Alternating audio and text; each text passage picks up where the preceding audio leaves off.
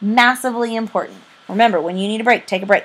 Okay, women's roles. Women fill in factories. Here's the deal. Men go off to war. Women come into the factories. Okay, they leave their jobs. Women go to work. It's one of the biggest ways women can help out in World War I and World War II is go to work. Especially World War I because they did not serve in any military service really, besides the fact that sometimes they were allowed to enlist as the Navy. Temporary jobs, I'm going to be real honest, the big thing you should circle, number one job a woman did back then was a nurse in the Army, okay? That is the big thing. No combat, nothing like that. Women helped out a ton, but they helped out by going to work in the factories.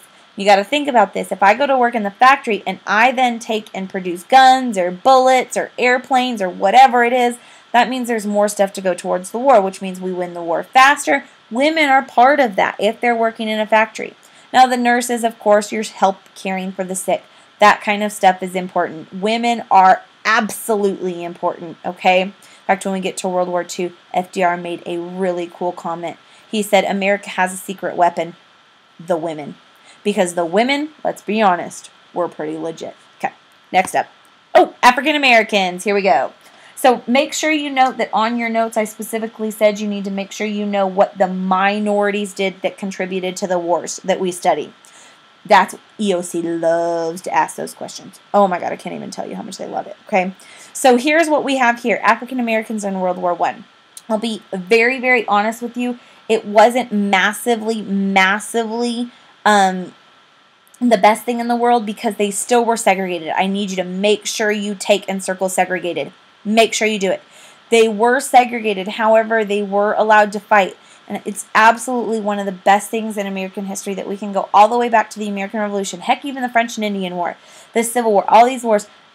African Americans were fighting with us, so we definitely want to make sure we know what they did.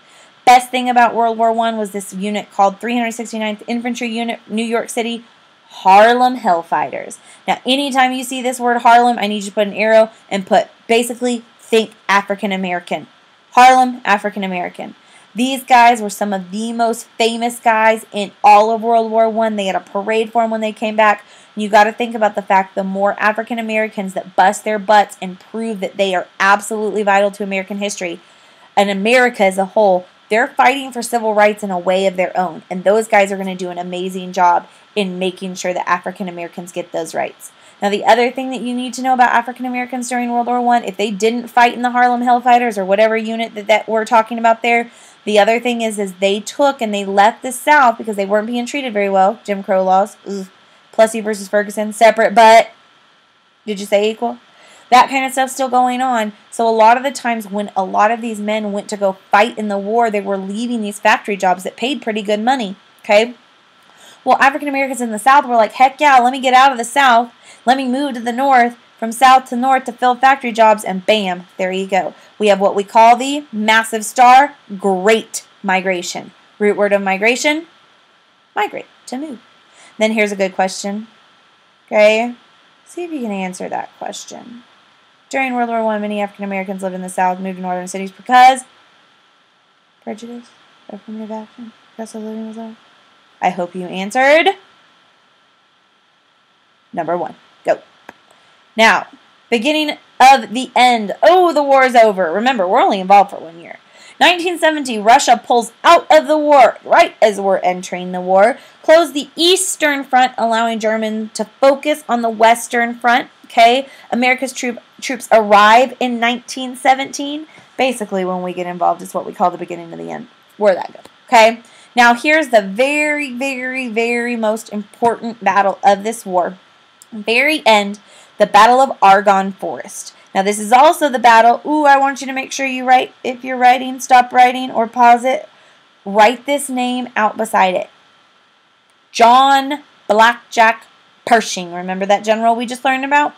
He's in charge of the Americans at this point. The Allies, remember that's us, launched the Meuse-Argonne Offensive, okay? Which is the, here's the big one, circle, final assault. Oh, there's his name. General Pershing assembled over 600,000 American troops with 4,000 tons of supplies and 40,000 tons of supplies and 4,000 artilleries at hand. Americans had heavy losses, but opened, underline, a hole in the German lines, Kaiser Wilhelm, that's the head of the Germany, abdicates, gives up his throne. Germany surrenders. Bam!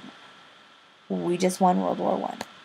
That's how it goes. Okay? The war ends on the, this is kind of interesting. Absolutely. I love this. Okay? I don't know if I have you guys writing this down, but I want you to write kind of in the middle of those two slides right here. The war ends on the 11th hour of the 11th day of the 11th month in 1918. That's why now November 11th is known as Veterans Day. It's called Armistice Day. I know that Mr. Bishop does a lot of stuff on Veterans Day, and we really got to appreciate our veterans, but that's how we get it. 11th month of the 11th hour of the 11th month in the 11th day, 1918. World War I ends, thank goodness. Heavy casualties, unbelievably important war. Gotta know how it ends, though. Treaty of Versailles. Versailles, say it. Versailles. When I was in high school, I called it the Treaty of Versailles because I was a kid and who knew that. But anyways, Treaty of Versailles. Make sure we get down who we're talking about here. Who signed the Treaty of Versailles? Okay, all these countries right here. Now, here's the deal. You got to remember who's in charge of the United States during World War I. Wilson is. Woodrow Wilson, WW, World War I president. Okay, Woodrow Wilson's 14 points. A plan for what? Circle it. Peace. Woodrow Wilson, he's my moral diplomacy for imperialism. Remember, he was progressive. He was definitely into spreading democracy, but World War I kind of happened and hijacked his presidency. Now, Wilson's 14 points is a plan for peace. The number one thing you got to remember, because there's 14 points to his plan, but the 14th point, right, 14th, right here, was this thing called a League of Nations. Now, I put right here UN. Do you guys know what the UN is? It actually stands for United Nations, and the UN is what it is today. The League of Nations is what basically it started as. It's a general association. Make sure you're stopping if you need to make sure you get all these notes down so you can kind of listen to me or rewind if you need to. A general association of nations. The idea is that everybody sits down at a table and instead of shooting at each other, maybe, just maybe, we'll talk to each other and we can prevent future wars. Now, this association of nations is going to have to be big, but they wanted it to be to where everybody could sit down, help preserve peace, help prevent future wars. The idea is if I talk this out with you, I'm less likely to go to war with you. There was all kinds of stipulations. We're going to do a whole document lesson over the Treaty of Versailles and the League of Nations. But here's the deal, though. You have to remember what started this war. Flip back in your notes to what started the war. I should hear paper rustling right here. I'm flipping back to mine. The very first thing, it says 3 causes: nationalism, imperialism, and militarism. But flip the page. The one thing that doesn't end with an ism but is important is the word, very first slide of the second page. Are you looking? Are you looking? Alliances. Now think about what the League of Nations, a massive group of nations, looks like. One massive alliance. We just lost tons of men, tons of money in World War I, and Wilson says, to make peace, we have to join an alliance. You think that that's going to go over well? Nope, doesn't at all. The U.S. never signs the Treaty of Versailles. The U.S. never becomes a member of the League of Nations. Henry Cabot Lodge, ooh, we've heard that name. He was an American expansionist, yes? Remember, small nations are of the past, they have no future. He is the chief opponent of Wilson. Literally, Henry Cabot Lodge basically beats Wilson into a coma. In fact, Wilson is traveling the nation while he is trying to get the League of Nations, actually falls into a coma. His wife runs the country for like 6 months. Nobody knows this. Nobody talks about it, okay? And actually, Wilson will die fighting for the League of Nations, but the U.S. never becomes a member. The Senate saw the League of Nations as a conflict of interest that could pull us into another war. Saw it as a, what did I tell you? An alliance. It's almost like I made this PowerPoint. Shocking. But here's the other thing you need to know. Besides the fact that we never signed it, we never became a member of the League of Nations, you need to know Germany's punishment. Massively important. Because here's the deal. I'm going to totally shock you. The end of World War I, it was supposed to be called, here's something I should have had you write down, the war to end all wars. It's called the Great War, but it was also called the War to End All Wars because we were supposed to fight and it would never happen again. But the Treaty of Versailles took aim at Germany. And I'm not going to lie to you, Germany totally started this war. Okay? Germany did. There's no ifs, ands, and buts about it. They were aggressive. They started this war, I'll be really honest with you, okay? But Germany gets basically taken out back and beat the crap out of with the Treaty of Versailles. Yeah, kind of doesn't sound professional, but it's true. Look at this. The first thing is they have to accept blame for causing the war. They are supposed to grovel in front of the world. The next thing is they have to reduce their military, which I can kind of understand. But they have to reduce their military. That way they're not a threat again. And then it says pay war. Write that word down. Reparations. You know what that is? That's they have to pay all the debt of all of the countries of the entire war. Do you think that is really feasible? No. Germany ends up literally working their butts off forever, basically enslaving their people to try to pay off all the war reparations, reduce their military, they have to accept blame. Basically, we just beat them into the ground, and it really makes one person mad. That one person had been in World War I as a soldier, and he saw what gas did. I already mentioned him, and he gets so mad at the Treaty of Versailles that he rises up and will start World War II. I'm talking about Hitler.